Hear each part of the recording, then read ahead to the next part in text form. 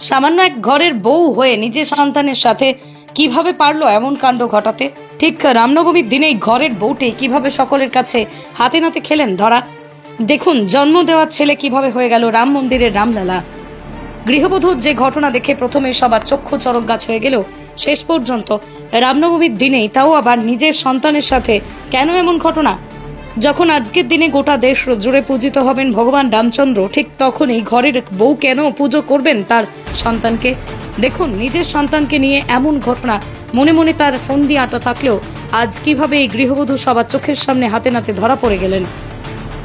রঘুপতি রাঘব রাজা রাম, পতিত পাবন সীতারাম। হ্যাঁ, আজ রামনবমী, অর্থাৎ আজকের দিনে সূর্যবংশীয় রাজা দশরথ এবং মা কৌশল্যার কোল আলো করেই জন্ম নিয়েছিলেন সদা সত্য প্রতিষ্ঠাকারী মর্যাদা পুরুষোত্তম রামচন্দ্র। তবে এবছর নবনির্মিত রাম মন্দিরের গর্ভগৃহে স্থান পেয়েছে ছোট্ট রামলালা। তবে রাম মন্দিরের উদ্বোধন হওয়ার পর থেকেই সেই রামলালা যেন রয়েছেন সকলের মনে প্রাণে। তা বলে নিজের সন্তানকে ছোট্ট রামলালা বানানোর কেন এমন প্রবল বাসনা গৃহবধূ চৈতালির? তবে রাম মন্দিরের নয়, বরং বাঁকুড়া শহরের বুকে জীবন্ত রামলালার দর্শন পেয়ে হকচকিয়ে গেলেন প্রত্যেকে। দেখুন কিভাবে এই রামনবমীর দিনে এমন আশ্চর্যজনক ঘটনার সাক্ষী থাকতে হলো আজ গোটা দেশবাসীকে। হ্যাঁ, হতে পারে সে সামান্য ঘরের বউ, কিন্তু তার হাতের জাদুতেই আজ ঘটে চলেছে একের পর এক অবিস্ময়কর ঘটনা। ঠিক তেমনি তার সন্তান ছোট্ট আয়ুষ্মানকেই জীবন্ত রামলালার রূপ দিতে টানা 10 ঘন্টা ধরে পড়তে হলো এক বড়সড় চ্যালেঞ্জের মুখে। তবে বাঁকুড়া শহরের স্কুলডাঙ্গার বাসিন্দা চৈতালি বিশ্বাস তার নিজের বাড়িতেই ভগবান রামচন্দ্রের প্রতি একনিষ্ঠ ভক্তি ও পুষ্পাঞ্জলি স্বরূপ তার সন্তান ছোট্ট আয়ুষ্মানকে তিনি সাজিয়ে তুললেন জীবন্ত রামলালা রূপে। আর এই ঘটনা জানাজানি হতেই যেন এক টুকরো রাম মন্দিরে পরিণত হয় বাঁকুড়ার এই গৃহবধূর বাড়ি। তাই আজ রামনবমীর এই পূর্ণতিথিতে গৃহবধূর এমন অসাধ্য সাধনকে সকলের মাঝে ছড়িয়ে দিতে আজকের এই ভিডিওটিকে প্রচুর শেয়ার করুন। জয় শ্রীরাম। তারামা বানিয়েছি, বেগুনের শিবলিঙ্গ বানিয়েছি।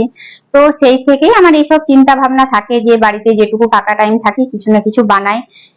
সেই কারণে আর আমরা মানে প্রভু রামচন্দ্রকে তো প্রচুর বিশ্বাসী, আর আমরা খুব মানি তাকে। তো সেই হিসাবে সামনে রামনবমী উপলক্ষে আমার এই প্রচেষ্টা। আর আমার ছেলে, যাকে আমি আজকে এই রূপটা দেওয়ার চেষ্টা করেছি, সে নিজেও খুব রাম ভক্ত, আর সেই কারণেই আমরা রামচন্দ্রকে তুলে ধরার চেষ্টা করেছি।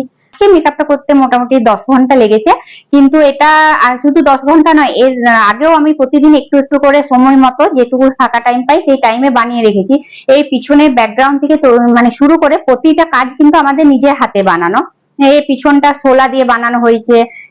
মানে এখানে আমরা কিন্তু কোনো রকম বাইরে কারো সাহায্য নিইনি, আমি আছি আর আমার স্টুডেন্ট আছে, আমরা এই কয়েকজন মিলেই এই কাজটা কমপ্লিট করেছি।